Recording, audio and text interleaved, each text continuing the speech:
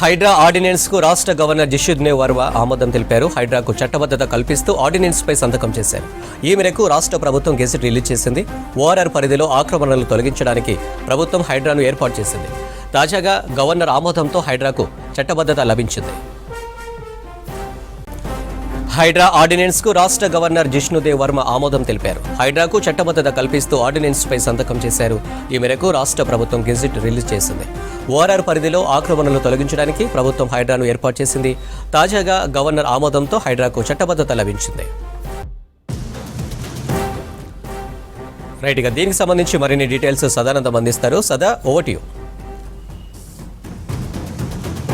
Anil, Hydraa ordinance కు governor ఆమోద ముద్ర వేశారు ఈ రోజు. సో యాక్చువల్ గా గతంలో రాష్ట్ర ప్రభుత్వం ఏర్పాటు చేసింది. సో జూలై 19న జీవో నంబర్ 99 ప్రకారం జీవో నంబర్ 99 రిలీజ్ చేస్తూ సో హైదరాబాద్ అంటే ఇటు ఓఆర్ఆర్ పరిధిలో ఉన్నటువంటి ప్రభుత్వ స్థలాలు, అలాగే చెరువులు, పార్కులు వీటన్నిటిని కూడా పర్యవేక్షించడంతో పాటు వీటన్నిటిని కాపాడడానికి ఏర్పాటు చేసినటువంటి ఈ హైడ్రాకు సంబంధించి ఒక కేబినెట్ లో ఒక డిసిషన్ తీసుకొని సో దీనికి చట్టబద్ధత కల్పిస్తూ రాష్ట్ర ప్రభుత్వం ఒక జీవో తీసుకొచ్చింది. సో దానికి సంబంధించి పూర్తి వివరాలతో గత మంగళవారం రాష్ట్ర గవర్నర్ జిష్ణుదేవ్ వర్మకి సో ఈ ఆర్డినెన్స్ ను పంపించారు. సో ఆ తర్వాత దీన్ని పూర్తిగా చదివిన తర్వాత తనకున్న పలు సందేహాల గురించి కూడా గవర్నర్ దీనిపైన పలు సందేహాలు వస్తే ఆ తర్వాత దానకిషోర్ దానికి సంబంధించిన పలు సందేహాలను గవర్నర్ దగ్గరికి వెళ్లి పూర్తిగా ఎక్స్ప్లెయిన్ చేయడం జరిగింది. సో వీటన్నిటిని కూడా ఎక్స్ప్లెయిన్ చేసిన తర్వాత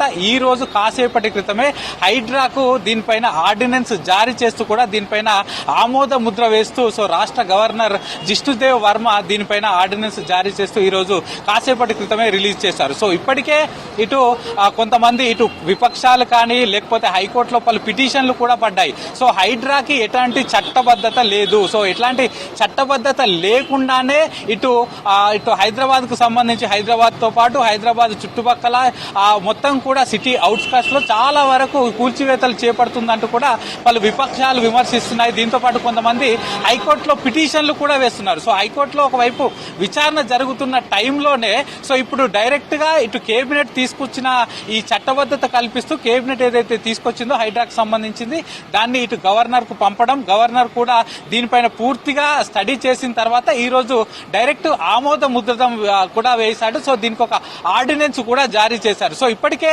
సీఎం రేవంత్ రెడ్డితో పాటు మంత్రులు కూడా చెప్తున్నారు సో హైడ్రాకి చట్టబద్ధత తీసుకొస్తాం, ఇది ఆల్రెడీ కేబినెట్ లో తీసుకున్న డిసిషన్, ఇటు గవర్నర్ ఆమోద ముద్రతో పాటు వచ్చే అసెంబ్లీ టైంలో కూడా దీనిపైన పూర్తిగా డిస్కస్ చేస్తాం.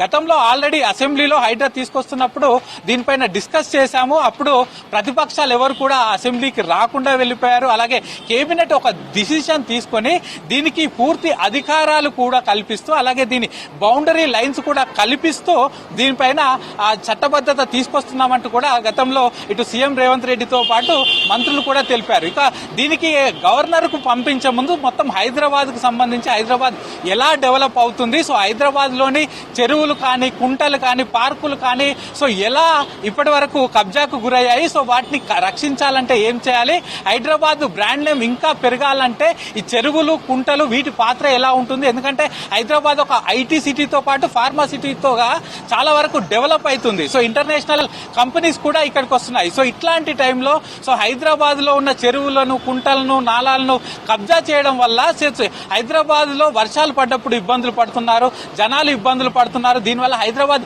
బ్రాండ్ నేమ్ కూడా తొలగిపోతుంది. కాబట్టి సో ఈ హైడ్రాని తీసుకొచ్చి గవర్నమెంట్ కు సంబంధించిన ఆస్తులను పూర్తిగా పరిరక్షించేందుకే ఈ హైడ్రాని తీసుకొస్తున్నామంటూ కూడా ఈ ఆర్డినెన్స్ లో పూర్తిగా క్లియర్ గా ఇటు గవర్నర్ కు ఎక్స్ప్లెయిన్ చేయడం జరిగింది. సో వీటన్నిటిపైన స్టడీ చేసిన తర్వాత ఈ రోజు గవర్నర్ దీనిపైన ఆర్డినెన్స్ అయితే జారీ చేశారు. అనిల్.